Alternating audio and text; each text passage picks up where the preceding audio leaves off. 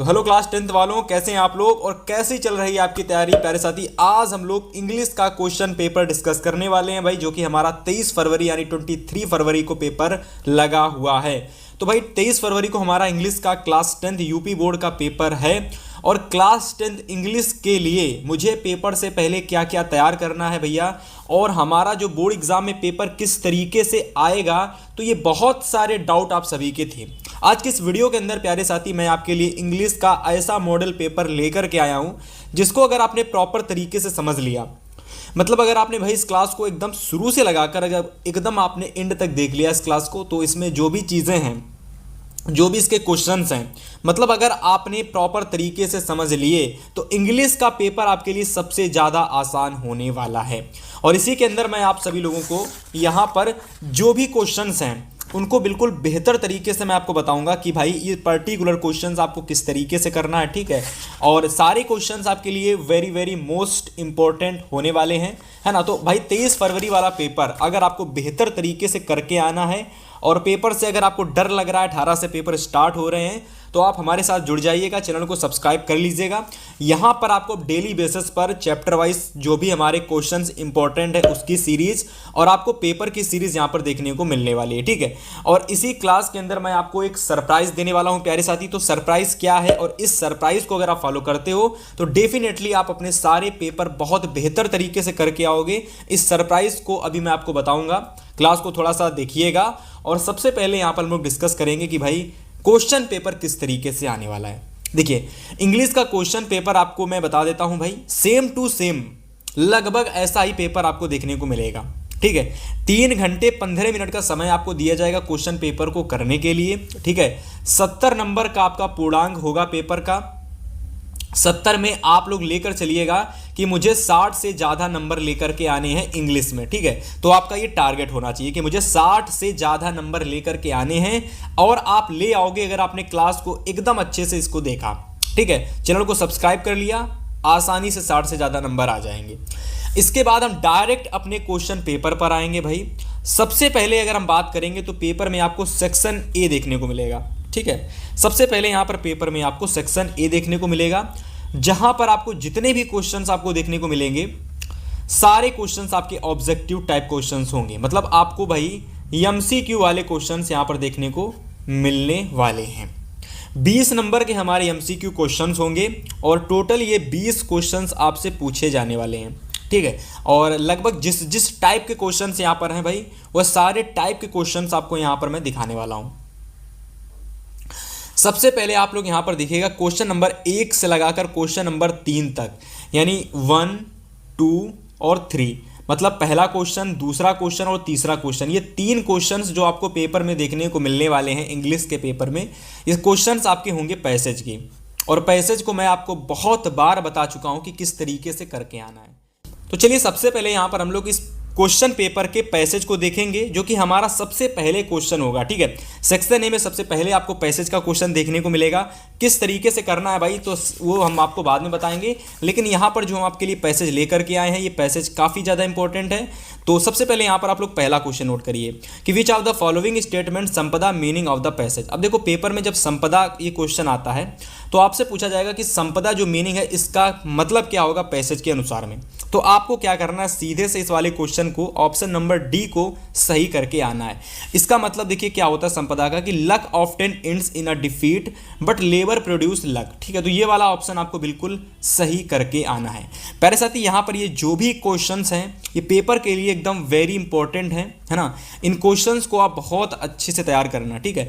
इन questions को आप बहुत अच्छे से तैयार करना, आपका पेपर बहुत बेहतर जाने वाला है।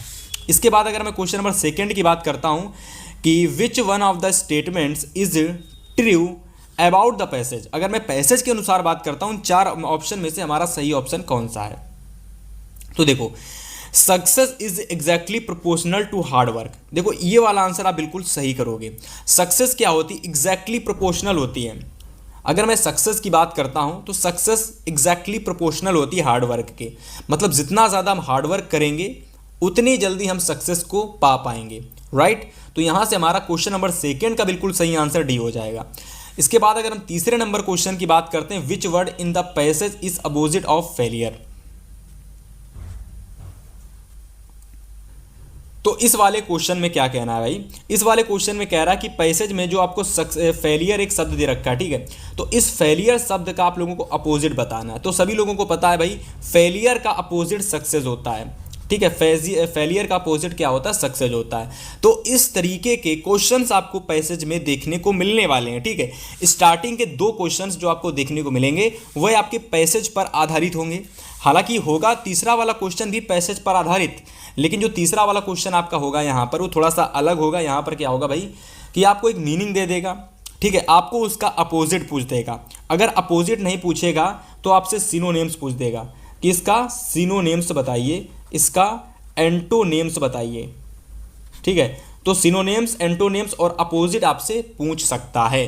तो फेलियर का सिनोनिम्स, फेलियर का एंटोनिम्स, फेलियर का अपोजिट, ऐसे करके 3 क्वेश्चंस यहाँ से आपके पेपर में बन सकता है। तो ये तो हो गया भाई साहब पैसेज वाला क्वेश्चन। किसी को कोई दिक्कत नहीं होगी अगर आपने क्लास को एकदम लास्ट तक देखा भाई, सारे क्वेश्चंस आपके लिए आसान हो जाएंगे। अब देखो क्वेश्चन नंबर 4 से लगाकर क्वेश्चन नंबर 8 तक आपको आगे क्वेश्चन देखने को मिलेंगे। अगर मैं बात करता हूँ क्वेश्चन नंबर 4 की, 5 की, 6 की, 7 की और 8 की, तो क्वेश्चन नंबर 4 से लगाकर 5 तक टोटल क्वेश्चंस आपको यहाँ पर 5 देखने को मिलेंगे। और ये 5 क्वेश्चंस आपके होंगे भाई ग्रामर सेक्शन के। किसके होंगे? ग्रामर सेक्शन के।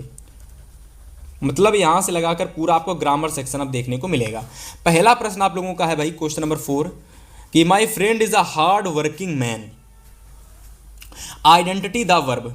अभी यहां पर देखो my friend is a hard working man, मेरा जो मित्र है वह एक हार्ड वर्किंग आदमी है, मतलब एक कठिन परिश्रमी आदमी है। अब यहाँ पर आपको वर्ब को आइडेंटिफाई करना है भाई। तो यहाँ पर जो हम वर्ब को आइडेंटिफाई करेंगे वह हमारी क्या होगी? हेल्पिंग वर्ब होगी। क्या होगी भाई? हेल्पिंग वर्ब होगी।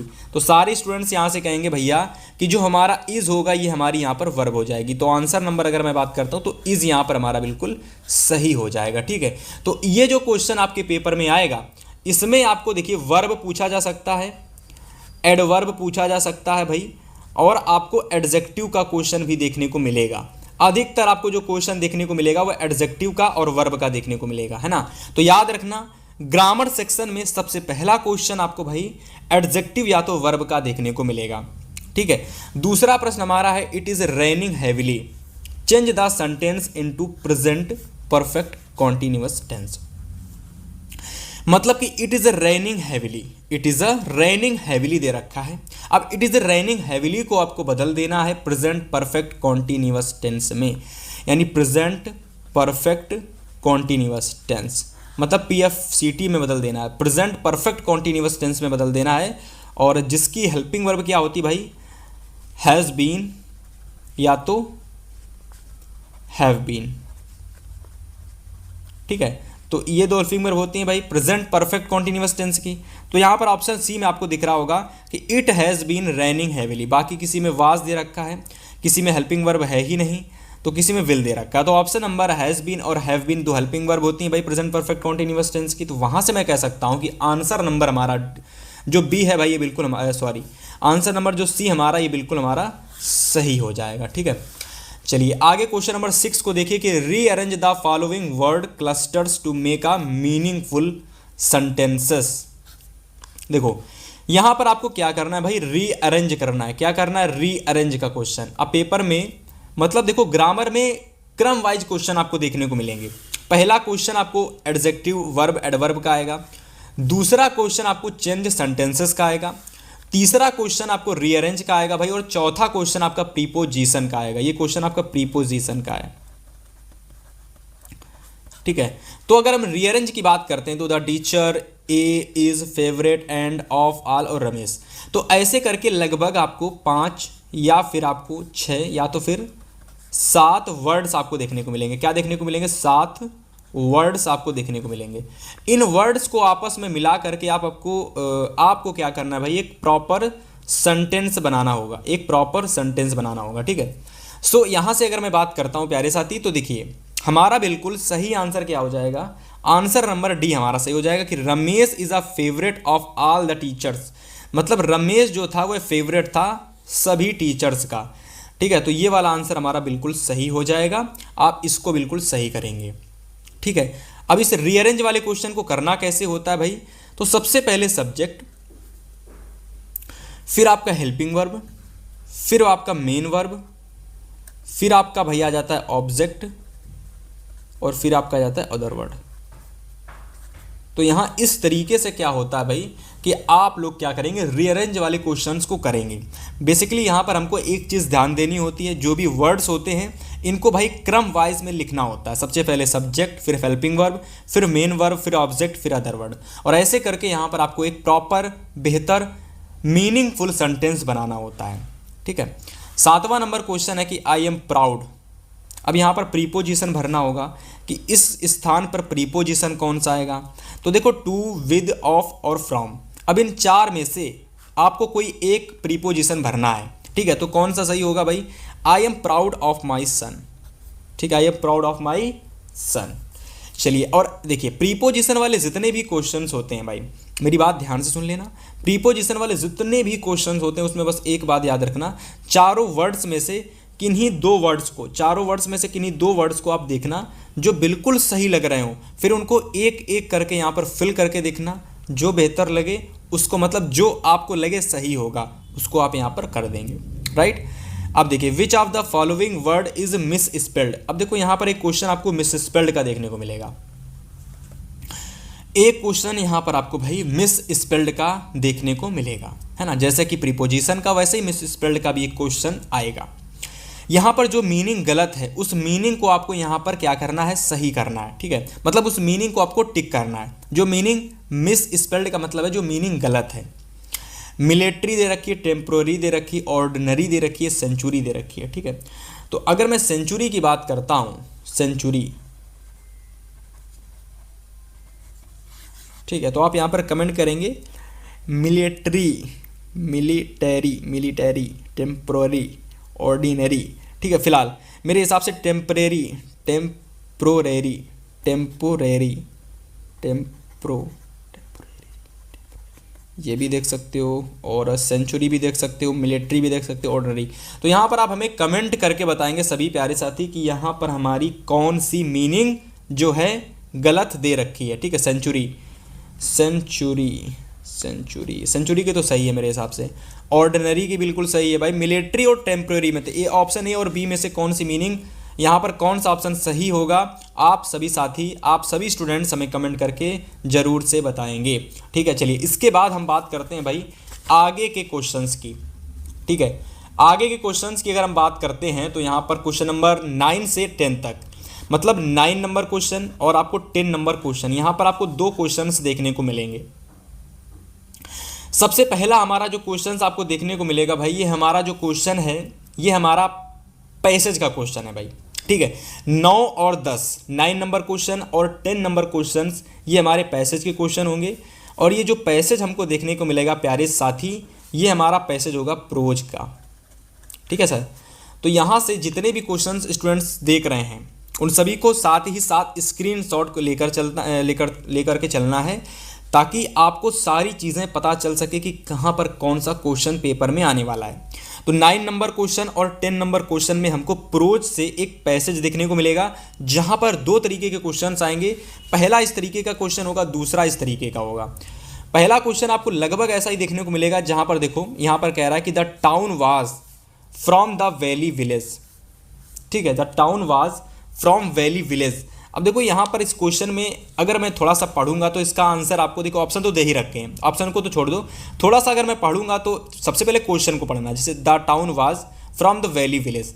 अब जब सबसे पहले मैं क्वेश्चन को पढ़ लूंगा फिर मैं पैसेज पर आऊंगा। तो यहाँ पर देखो the town was 6 meals from valley her village, from her village. तो यहाँ से हमारा 6 मील्स हो जाएगा, 6 मील्स। तो बताइए आपको आपका आंसर इस पैसेज से ही आपको मिल जाएगा। ठीक है, ज़्यादा कुछ नहीं करना है भाई, सिंपल से सबसे पहले क्वेश्चन पढ़ना है, क्वेश्चन को पढ़ना के बाद में इस पैसेज पे आना है, और थोड़ा सा पढ़ना है तो आपको आपका आंसर भाई बीच में, स्टार्टिंग में या फिर अंतिम लास्ट में कहीं पर मिल जाएगा। जैसे कि क्वेश्चन था the town was from the valley village, तो यहाँ से देखो the town was 6 meals from valley her village. तो ऑप्शन नंबर हमारा सी बिल्कुल यहाँ सही हो जाएगा। आगे क्वेश्चन नंबर 10 कह रहा है the fare of the bus was on way. अब देखो थोड़ा सा फिर से यहाँ पढ़ेंगे, द फेयर वाज, देखो द फेयर वाज 30 पैसे ऑन वे, तो यहाँ पर हमारा क्या राइट आंसर हो जाएगा भाई, 30 पैसे यहाँ पर आपका बिल्कुल सही आंसर हो जाएगा। ठीक है, तो ऑप्शन नंबर ए यहाँ पर बिल्कुल सही हो जाएगा, जो कि हमको लगभग हर विलेज के बाद में ही हमको इसका आंसर देखने को मिल गया। ठीक है, तो इस तरीके से आपको यहाँ पर भाई जो प्रोज से जो पैसेज आएगा उसको सॉल्व करके आना या फिर उसके क्वेश्चंस को करके आना है। इसके बाद क्वेश्चन नंबर 11 और 13 तक, मतलब क्वेश्चन नंबर 11, क्वेश्चन नंबर 12 और question number 13, 11 number, 12 number, 13 number, यानी 11 नंबर क्वेश्चन, 12 नंबर क्वेश्चन और 13 नंबर क्वेश्चन, 11 नंबर, 12 नंबर और 13 नंबर जो क्वेश्चंस आपको देखने को मिलेंगे, ये क्वेश्चंस आपके होंगे प्रोज सेक्शन के, लेकिन ये क्वेश्चंस आपके होंगे एक्सरसाइज के। ठीक है भाई, तो इस बात को याद रखना, क्वेश्चन तो हमारे होंगे प्रोज के, लेकिन क्वेश्चन कहाँ के होंगे भाई, एक्सरसाइज के क्वेश्चन होंगे। ठीक है, प्रोज सेक्शन के एक्सरसाइज से यहाँ पर 3 क्वेश्चन आपको पेपर में देखने को मिलेंगे और ये क्वेश्चन एक्सरसाइज के होंगे। तो याद रखना कि जितने भी आपके प्रोज में एक्सरसाइज वाले क्वेश्चंस इंपॉर्टेंट हैं, है ना, उन सारे प्रश्नों को आपको तैयार करना है ना। यहाँ पर जो मैं क्वेश्चंस आपके लिए करा रहा हूँ, इन प्रश्नों को तो लर्न करना ही करना है, इसके अलावा जो और इंपॉर्टेंट क्वेश्चंस हैं उनको भी आप तैयार कर लेना। पहला क्वेश्चन हमारा है कि 11 नंबर क्वेश्चन कि वेयर वाज लेंचो हाउस सिट्यूटेड, तो लेंचो का घर कहाँ पर सिट्यूटेड था भाई, तो top of a hill, top of a hill, तो ऑप्शन नंबर बी हमारा बिल्कुल सही हो जाएगा, टॉप ऑफ अ हिल। तो लेंचो का घर कहाँ पर था भाई, हिल जो था उसके एकदम टॉप लेवल पर उसका घर सिट्यूटेड था, स्थित था। Why does Annie went to keep our diary, अगर मैं बात करता हूँ कि जो एनी थी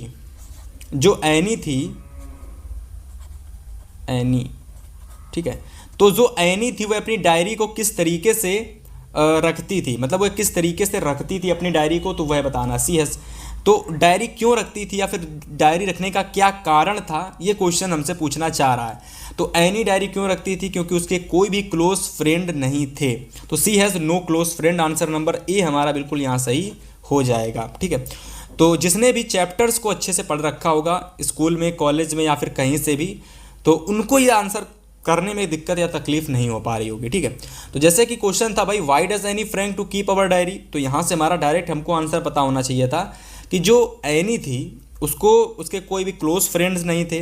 अगर भाई क्लोज फ्रेंड नहीं है तो हमको क्या होता है कि हम अपनी बहुत सी ऐसी बातें हैं जो एक दूसरे से शेयर नहीं कर सकते हैं। तो एनी क्या किया करती थी, जो भी उसकी बातें हुआ करती थी वो डायरी में लिख दिया करती थी, है ना। तो she has no close friend होने के कारण डायरी रखती थी एनी अपने पास में। ठीक है, तो ये हमारा क्वेश्चन यहाँ से हो जाएगा।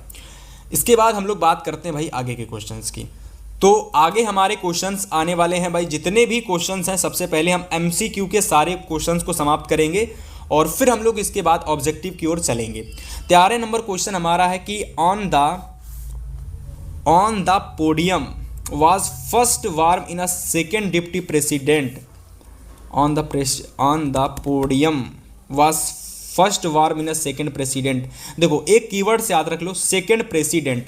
सेकेंड प्रेसिडेंट ये एक ऐसा कीवर्ड है भाई जो कि पूरे इंग्लिश के चैप्टर उठा लेना, उसमें कहीं पर भी किसी भी चैप्टर में इस तरीके का कोई क्वेश्चन आपको नज़र नहीं आएगा।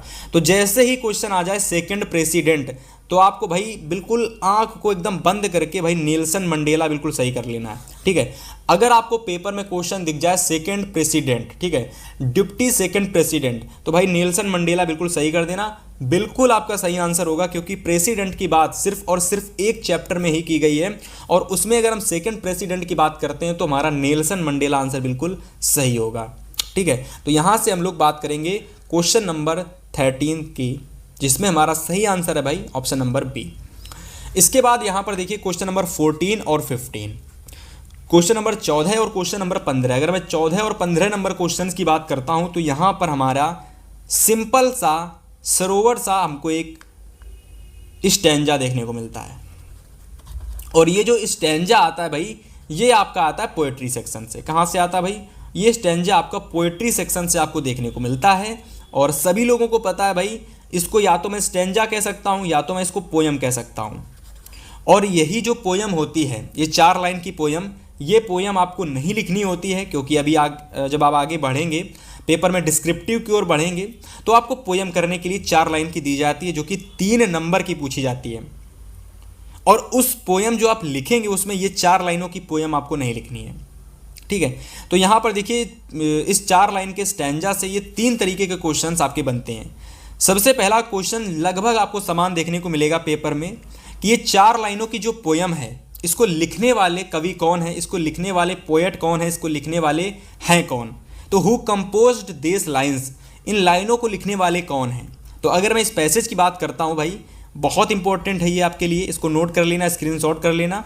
पहला आंसर क्वेश्चन आपको लगभग ऐसा देखने को मिलेगा कि हु कंपोज्ड दिस लाइन्स, इन 4 लाइनों को लिखने वाले पोएट कौन से हैं। तो इन 4 लाइनों को लिखने वाले पोएट हमारे कौन से हो जाएंगे भाई, रॉबर्ट फ्रॉस्ट। यहां से हमारा बिल्कुल ऑप्शन नंबर फर्स्ट बिल्कुल हमारा सही हो जाएगा, ठीक है।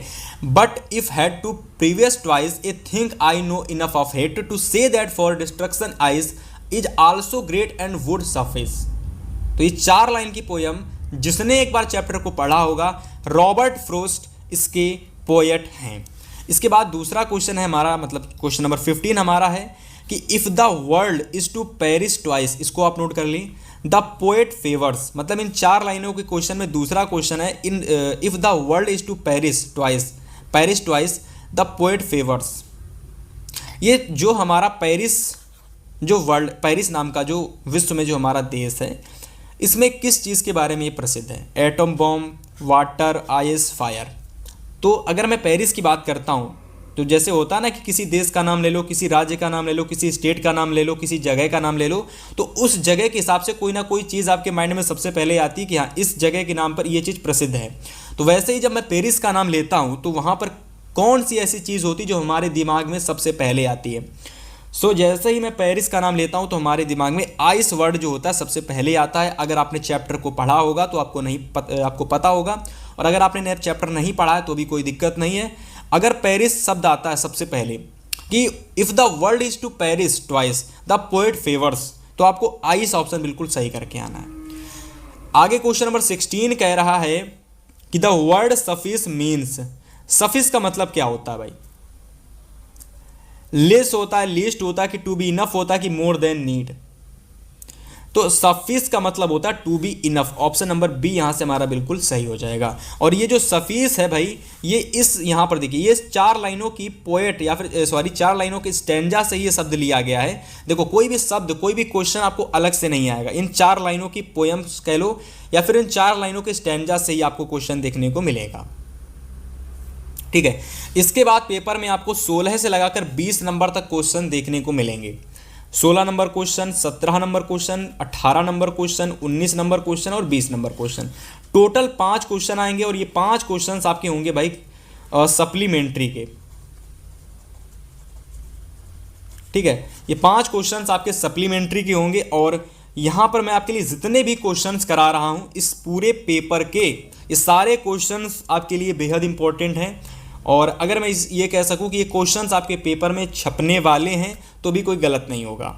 बस इन क्वेश्चंस को आपको नोट करना है, लर्न करना है और तैयार करना है। चलिए आगे अगर हम बात करते हैं 16, 17, 18, 19 और 20 नंबर क्वेश्चंस की भाई, तो सबसे पहला 16 नंबर क्वेश्चन है कि at the clinic doctor gave tricky. Clinic में मतलब कि जो डॉक्टर की क्लिनिक थी, उस क्लिनिक से डॉग को क्या दिया करता था, ट्रिक, जो डॉक्टर थे वो ट्रिकी को क्या दिया करते थे, फ्रूट्स एंड वेजिटेबल, इंजेक्शंस, या फिर नो फूड फॉर 2 days, या फिर चॉकलेट्स। सो मेरे हिसाब से यहां से आपका बिल्कुल सही आंसर हो जाएगा नो फूड फॉर 2 days। मतलब 2 दिनों तक डॉक्टर ने ट्रिकी को कोई भी भोजन नहीं दिया था। जिसने चैप्टर को पढ़ा होगा उसको पता होगा, जिसने चैप्टर को नहीं पढ़ा है फिर भी कोई दिक्कत नहीं है।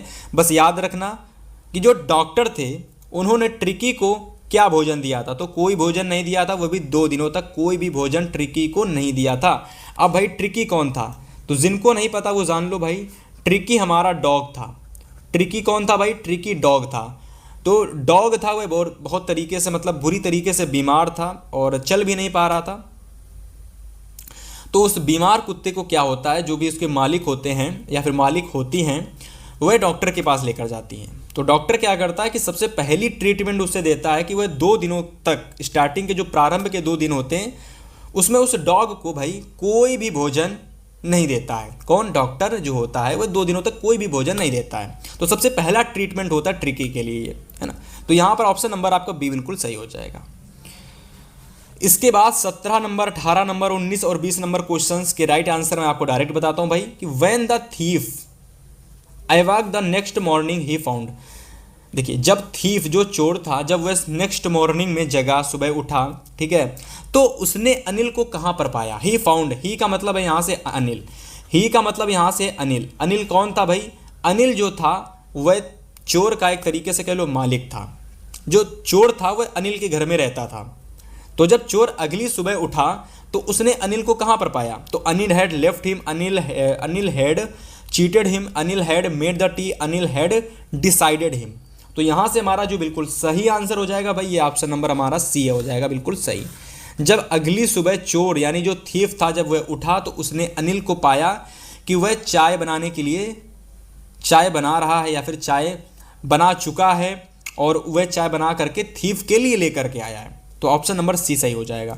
भोली वाज द डॉटर ऑफ, तो Bholi was the daughter of lambardar, ठीक है। यहाँ पर आप लोग Bholi was the daughter of numberdar Ramlal. तो ये वाला आंसर आपका बिल्कुल सही हो जाएगा। ऑप्शन में आपको रामलाल दिखेगा, वो भी नंबरदार रामलाल, तो उसको आप बिल्कुल सही करके आएंगे। Who is Ramlal eldest daughter? तो रामलाल की जो एल्डेस्ट डॉटर थी उसका नाम था मंगला। ऑप्शन नंबर ए हमारा बिल्कुल यहाँ सही हो जाएगा। What did he Ebright start collecting in childhood? तो चाइल्डहुड का मतलब होता है बचपन।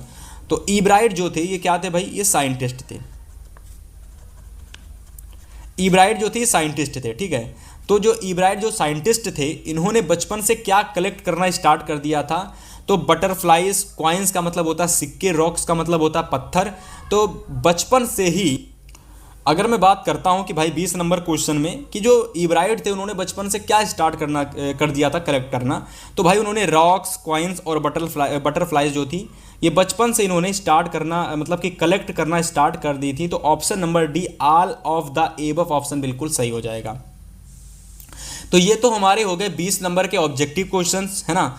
तो ये 20 नंबर के जो ऑब्जेक्टिव क्वेश्चंस है भाई इनको सबसे पहले आप तैयार करो, क्योंकि जो 20 नंबर के ऑब्जेक्टिव क्वेश्चंस होते हैं अगर आपने शुरुआत के 20 मिनट में मतलब 20 मिनट कह लो या फिर 30 मिनट के अंदर इन क्वेश्चंस को अच्छे से कर लिया ना, तो आगे आने वाले जो 50 नंबर के आपके क्वेश्चंस होंगे ये क्वेश्चंस आप बहुत बेहतर तरीके से कर पाएंगे।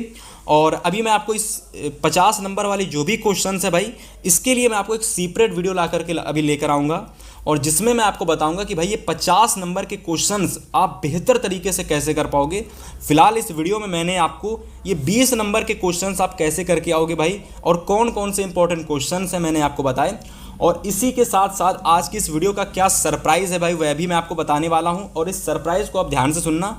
18 फरवरी से जो आपके पेपर स्टार्ट हो रहे हैं बहुत बेहतर तरीके से आपके पेपर होने वाले हैं, बस इस सरप्राइज़ को आपको ध्यान से सुनना है और अपने पेपर को बहुत बेहतर तरीके से करके आना है। जितने भी स्टूडेंट्स क्लास को देख रहे हैं भाई सभी के लिए ऑफर है और लिमिटेड समय के लिए है, क्योंकि आप सभी को पता है कि बोर्ड एग्जाम स्टार्ट होने में ज़्यादा समय नहीं बचा हुआ है। कुछ ही दिनों के बाद आपके बोर्ड एग्जाम होने वाले हैं, पर अगर आपके पास ये सफिशिएंट समय में भी अगर आप अच्छे से चीज़ों को ध्यान दे देते हैं, कुछ चीज़ें अगर आप कर लेते हैं तो बेहतर तरीके से आप अपने नंबर लेकर के आओगे और अपने पेरेंट्स के सपने को आप पूरा कर पाएंगे। ठीक है, तो सबसे पहला हमारा टारगेट रहना चाहिए कि हमारा हिंदी का जो पेपर होने वाला है इसको हमको बहुत बेहतर तरीके से करके आना है। तो हिंदी का पेपर हमारे हिसाब से सबसे ज़्यादा आसान पेपर होता है भाई।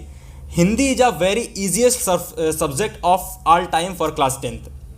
हिंदी के लिए कुछ नहीं करना मेरे प्यारे साथी, आपके लिए हमारी पूरी टीम ने मिलकर के ई बुक रेडी की है और इस 15 रुपए की ई बुक के अंदर हिंदी में जो कुछ भी आपके पेपर में आने वाला है सब कुछ आपको इस हिंदी की ई बुक के अंदर आपको देखने को मिलेगा। ठीक है, मैं आपको बता देता हूं कि 18 फरवरी को आपका हिंदी का पेपर लगा हुआ है और बहुत सारे स्टूडेंट्स को डर लग रहा है भैया कि हिंदी के पेपर में मुझे क्या करना है, हिंदी का पेपर कैसा होगा, क्या क्या चीज़ें हमको देखने को मिलेंगी। तो सबसे पहला हिंदी का पेपर है और अगर हिंदी का पेपर आपका अच्छा होता है तो मोस्ट प्रोबेबली आपके सारे पेपर बहुत अच्छे से जाने वाले हैं। तो सबसे पहला हमारा टारगेट यही रहने वाला है कि हमें हिंदी का पेपर अच्छे से करके आना। ठीक है, तो हिंदी के लिए देखिए जो कुछ भी आपके पेपर में आने वाला है, इंपॉर्टेंट ऑब्जेक्टिव क्वेश्चंस, इंपॉर्टेंट गद्यांश, इंपॉर्टेंट पद्यांश, ठीक है, संस्कृत के गद्यांश, संस्कृत के पद्यांश हो गए, ठीक है, पत्र हो गया, निबंध हो गया, ठीक है। इसके अलावा अगर आपके संस्कृत के क्वेश्चंस आते हैं तो all A to Z complete तैयारी आपको हिंदी की देखने को मिलेगी इस ई बुक के अंदर। और अगर मैं ई बुक के प्राइस की बात करता हूँ, ठीक है, तो ई बुक का प्राइस मात्र 15 रुपये है और इस 15 रुपये के अंदर आपको 10 से ज़्यादा मॉडल पेपर, क्वेश्चन पेपर आपको देखने को मिलेंगे, जिसके जो भी प्रीवियस ईयर क्वेश्चन आपको देखने को मिलेंगे ना, वो लगभग अगर आप तैयार कर लेते हो इन 10 मॉडल पेपर को भाई, तो ये 10 मॉडल पेपर के अंदर से ही आपको क्वेश्चन देखने को मिलेंगे। 100 से ज़्यादा इंपॉर्टेंट ऑब्जेक्टिव क्वेश्चन है भाई। और जैसा कि मैंने आपको बताया कि इंपॉर्टेंट टॉपिक्स, गद्यांश, पद्यांश, जो कुछ है भाई इसके अंदर आपको देखने को मिलेगा। और ई बुक का प्राइस मात्र 15 रुपये है। तो जिसको भी लेना है भाई, डिस्क्रिप्शन बॉक्स आपके लिए ओपन है और डिस्क्रिप्शन बॉक्स में आप सभी के लिए इनके लिंक पड़े हुए हैं, ठीक है। डिस्क्रिप्शन बॉक्स में आप सभी को ई बुक के लिंक मिल जाएंगे। Hindi, English, math, science, social science सभी सब्जेक्ट का लिंक आपको ई बुक का डिस्क्रिप्शन बॉक्स में मिल जाएगा, ठीक है। बहुत सारे स्टूडेंट्स इस ई बुक को परचेज कर चुके हैं, बहुत सारे लोग इसका फ़ायदा उठा चुके हैं। तो जिसको भी लेना है डिस्क्रिप्शन बॉक्स में लिंक पड़ा हुआ है भाई, आप सभी को डिस्क्रिप्शन बॉक्स ओपन करना है। और एक सब्जेक्ट का प्राइस 2 समोसे से भी कम है, मतलब 15 रुपये में एक सब्जेक्ट का आपको ई बुक मिल रहा है, ठीक है। तो ऑल सब्जेक्ट का लिंक आपको डिस्क्रिप्शन में मिल जाएगा। यहाँ पर आपको ये ई बुक पास ही नहीं कराएगी, बल्कि आपको 85 से ज़्यादा नंबर आपको ये ई बुक दिला करके देगी। इंग्लिश की मैं अगर बात करता हूँ भाई, इंग्लिश का पेपर 23 फरवरी को होने वाला है, जिसके बारे में अभी तक हमने पूरी चर्चा की कि ऑब्जेक्टिव क्वेश्चंस कैसे कैसे आने वाले हैं।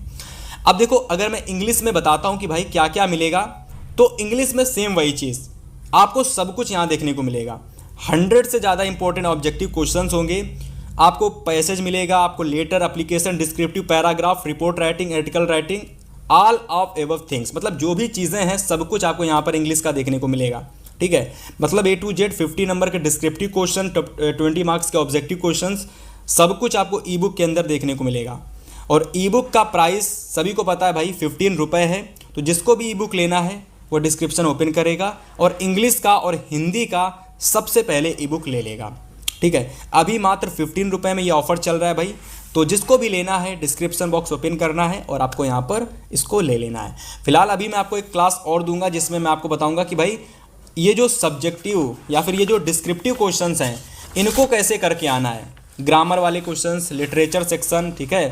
इसके अलावा अगर मैं बात करता हूँ तो इंग्लिश के पेपर में राइटिंग सेक्शन भी आता है। तो सारी चीज़ें आपको नेक्स्ट वीडियो का इंतज़ार करना है, चैनल को सब्सक्राइब करके रखना है और जल्द ही आपके लिए इंग्लिश की एक ऐसी वीडियो लेकर के आएंगे जिसमें मैं आपको 50 नंबर के क्वेश्चंस आपको कैसे करने हैं, मैं वह वीडियो भी आपकी प्रोवाइड करूँगा।